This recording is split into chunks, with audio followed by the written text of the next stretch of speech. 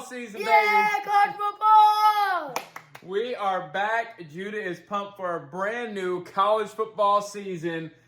Judah, it's been a long summer. It's been a long summer, and it was very painful not having that TV on every Sunday, watching those cats. Saturday. Yeah. But hey, we are back. We are pumped. Judah's got all kind of hot takes for this season. Hot takes? We can't wait for a great show all season. It's going to be awesome. All season. Just so you know. It's not just half the season, not just one game. It's not just like one sentence or anything, but it's all season. All season long, and Judah's got some hot takes. So we are here kind of at the preseason. Next week, the real season gets kicked off. But yesterday, college football gave us a little tease. And so Judah's going to break a few things down in this show and give us some hot takes for the year. You ready to go? Yeah. Okay, tell us about what happened yesterday. Okay, so yesterday we started with the college football game. First game, Florida State, top 10 team versus Georgia Tech. The last time Georgia Tech beat Florida State was when, who knows, when I was on the negatives or anything. I don't know. That was a crazy game. This game was even crazier. We see Florida State's over here with the 21, but I don't see the arrow. The arrow's not on that side, so you know who won? Georgia Tech comes up with the upset, and then Georgia Tech stuns number 10 FCU with winning field goals. Time expires. That is crazy. Georgia Tech pulls off a nice, good opener, and Florida State, I'm going to see them drop in the AP poll. What a start to college football. An upset in week 0. Kind of technically week 0 is really the only big football game yesterday before we get to a full slate of games. Heck of a way to start the college football season. Orange! When I say I, you say it. I. You didn't respond. That was terrible. Sorry, I missed it. Okay, but here we go, Judah. Speaking of the college football season, I want you to start breaking down some of this top 25 because this next week we really get going with games. So tell us what you think of some of these top teams this season. Well, we have Georgia sitting at the top. No shocker. I mean, Uncle Jared, your team's at the top. Anyways, Ohio State's always sitting at number 2. Now, shocker for number 3.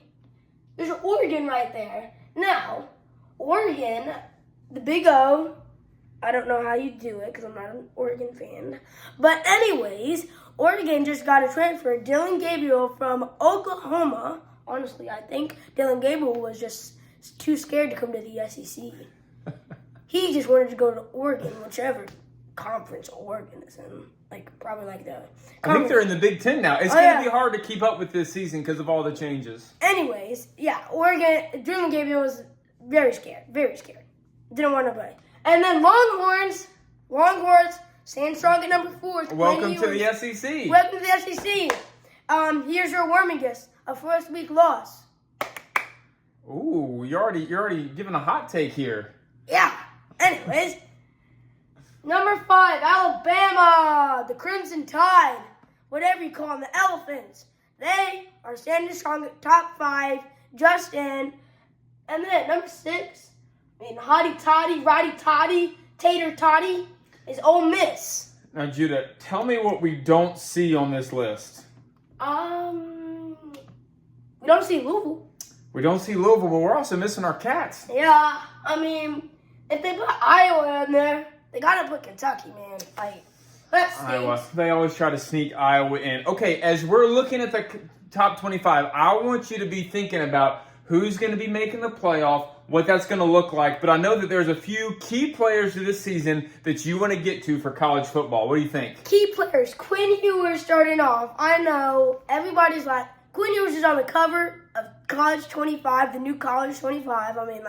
That's sick. Anyways, Quinn Ewers had a heck of a season last year.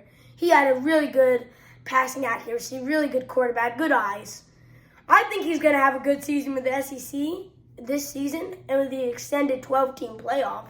They're making it. Oh, he's already calling it. Texas is going to be in. So Quentin Ewers is a player to watch. Judah, tell us about this next guy. We all know who this is. Georgia is just a powerhouse. You're right. As we said, they're sitting at number 1, as always. Carson Beck, Georgia Bulldog. If the Georgia Dogs are watching right now, go Dogs. Anyways, Georgia and Carson Beck, they have a strong team this year. Carson Beck is always the Georgia quarterback is always good. Always good. Carson Beck is good. He's just always good. Last season, he was a really good quarterback. Didn't make the Heisman candidates, but he was still really good. Carson Beck's going to have a heck of a season, so go Dogs. Okay, all right. Judah says that he is one to watch. Now, the Alabama Crimson Tide. They have had some shakeups in the offseason, but some steadiness at quarterback. Tell me what you see. They always find a way to get into this, whatever it is. Anyway, I think it's a playoff. Yeah, it's a playoff. Yeah. Milroe came back after his rookie season, and he was a little shaken up last season. I saw that in him. He was not all that we expected. He was not the quarterback that we were thinking, but this year he is. This year he's going to be the quarterback that we expected, and he's going to go all day Milroe. Let's go. All day Milroe. Now, he did have some shakiness last season, but who can forget the Iron Bowl last season? Yeah. Ooh, Milroe threw Ball a into the bomb. corner. That was unbelievable. Okay. Here we go. Helicopter. Judah loves to talk about all the teams, but as you can tell, our loyalty lies with Kentucky. the Cats. The Bluegrass. Now, Judah, tell me about the overview of our season. We got a tough schedule this year, welcoming some new teams into the SEC. What do you see for our Cats? Well, I see that we have a different team. What I'm glad about is we don't have Devin Leary. Devin Leary be throwing picks every play, which was good year last year, Larry. Good job. You threw like 10 interceptions. Anyways, Brock Grandegraft from Georgia. There we go. He was never, ever going to get a chance to play at Georgia because they already have Carson Beck. So he comes to Kentucky. He's going to make a difference. He's going to make a difference at Kentucky. Now, running back, Ohio State. From Ohio State. Thing is, he broke his hand. He's going to be out for the first 2 games, or maybe even the first 1 game, or the first game. Anyways, I think he's going to be a strong part of our offense. Now, another player from Georgia that we got, their linebacker, I don't know how to pronounce his name. I think it's like Lumbus something. But anyways, he's really good, has a good eye. He can catch the ball. That's why he should be on offense. But he's not. He's on defense. He has hands. So that's good. And he's a good elite blitzer. So that's good. And we got a wide receiver. We got a wide receiver unit. Come on now. Poofy hair, number 6, Dane Key. Dane Key, come on, man. 1 + 1 + 1 + 1 + 1 + 1 = 6. Let's go, Dane Key. Yeah, Judah, I think you broke down the team really well. It's going to be interesting to see. Now, I don't know if you want to get into this today, but any predictions for how the Cats are going to end the season? What kind of record are you feeling? Well, my grandpa is a Mississippi State fan. He says we're going to go 8-4. Now, this Kentucky guy breaks it down. If you win 9 games in this playoff this year, you have a shot at making it. Just say, Southern Miss, that's a win. South Carolina, say we win that game. Georgia always beats us. Let's just. But you never know. Never know. Hey, if Georgia Tech can beat Florida State, so can we. Let's go. Anyways, so and then that's 2 wins. Now, here comes the hard games. So we got South Carolina, Southern Miss, Georgia, and then after that, I don't know. Well, if you think about our tough games for the season, we got Tennessee, we got Georgia, we got Ole Miss, and we go at Texas. That's the gauntlet. You only experience that in the SEC. You know what I'm saying? Like you got 4 games that are really difficult. Outside of that, you play a top 20. Potentially a top 20 Louisville team. People are saying they may make some noise. You got a South Carolina. You got some tough teams. So of those 4 games, do you think we can pull off any upsets? I think we could pull off the Ole Miss one.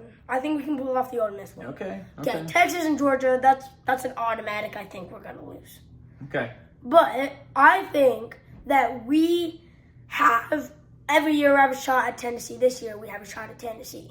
Nico Hiko, I don't care what his name is. He number 8. I mean, like 8 losses. That's how many they're gonna have.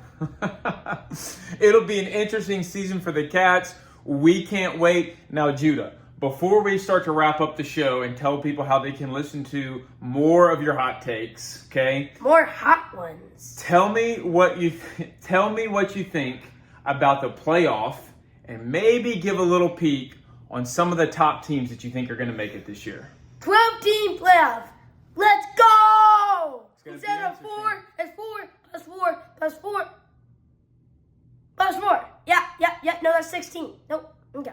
Sorry. It's still summer. I can't do the math. Anyways, so 12-team playoff. If you are top 4 team, you get the bye. Which is pretty good. If you win your conference. If you win the conference, you get a bye. So, wait, no, is it top 4 teams or is it a bye? Or the... Yeah, it's going to be confusing this year, right? They were trying to explain it the other day, but I think if you win your conference, one of the Power 5 conferences you're in, and I think you get a bye. Yeah. But tell me who you think is going to be maybe the top 2 or 3 teams in the playoff this year. Well, we gotta start with number 4. I think the Oregon Ducks. Oh. Number 4. Okay. Okay. All right. Okay. So the SEC. Who's gonna win the SEC? I think it's gonna be Georgia or Texas. I'm leaning towards Texas, but I don't know. You can't ever hot take. You can't count Georgia out ever. Now in the Big Ten, we all know who's gonna win.